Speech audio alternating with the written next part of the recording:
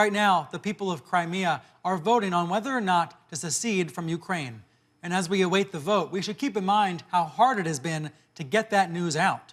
Some reporters there have been detained, others have been roughed up, and many have been harassed as they've tried to cover the chaotic events. CNN correspondent Anna Koren has run up against Russian authorities repeatedly. Watch what happened to her earlier this week. As we drive up, military trucks and armoured personnel carriers line the road.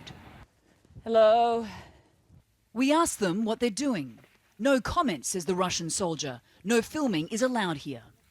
A senior officer then walks up, his machine gun in view. Get out, he tells us. You are not welcome. Some reporters there have been assaulted. Simon Ostrovsky, who reports for Vice News, was attacked at a checkpoint by local police aligned with Russia. Here's the video.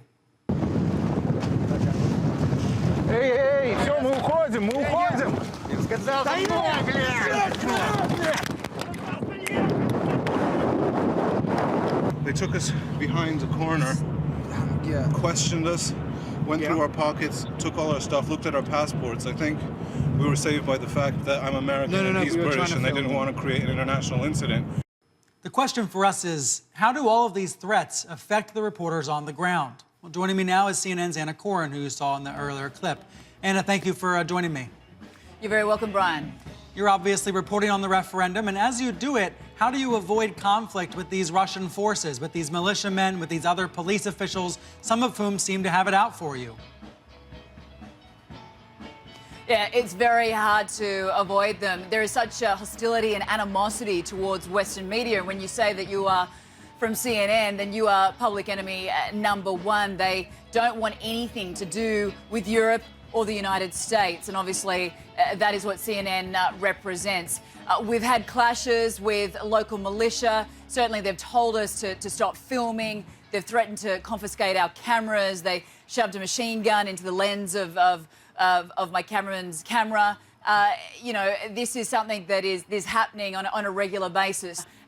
This, of course, while the Russian President Vladimir Putin says that there are no Russian forces on the Crimean Peninsula. Well, we have the proof, we have the evidence, and they just don't want us to show it, Brian.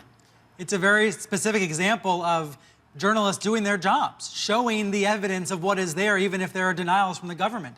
So when you say you're with a global news organization there to report the truth, does that fall on deaf ears, or do you not even bother to try to explain that to these people?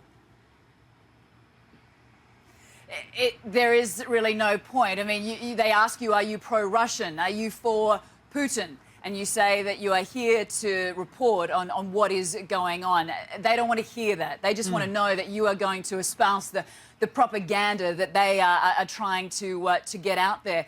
You know, they look at Ukraine, they look at the government that's taken over Ukraine as fascists, as Nazis, and there are posters all around us here in Sevastopol, and you know, the propaganda war is definitely being waged. There is intimidation. There are Russian forces on the street. There are these pro-Russian militia that are also out in force, and as you would have seen from the Vice clip, you know, they are the ones that are causing real problems here. And to that point, we were originally going to be joined for this segment by your translator, who's a local journalist there. It was decided that it wasn't safe for her to come on. Tell us about that.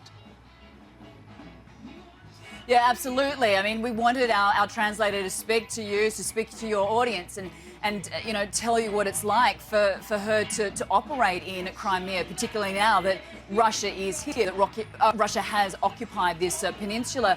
You know, we discussed with her the repercussions that if she goes on air, if she is associated with CNN, it's okay whilst we're here in, you know, within the city, within the, you know, close to her. But once we leave Ukraine and CNN no longer has any presence, the real concern is persecution. You know, Russian forces, they could find her, they could, you know, intimidate her, persecute her and her family, and we just did not want her to you know, run that sort of risk. How much access is there to freedom of information right now? Is it right that so many independent news channels have been blocked and websites now blocked, so it's hard to hear all sides of the political argument there? Yeah, absolutely. It's the pro-Russian message. We know that the Ukrainian TV stations are no longer allowed to broadcast in Crimea. So it is really all Russian TV. Even in the hotels, they are only playing, Russian TV. So that is the message going out. Russian newspapers, Russian billboards. The propaganda war is definitely underway. Anna Coren, thank you so much for joining me. My pleasure.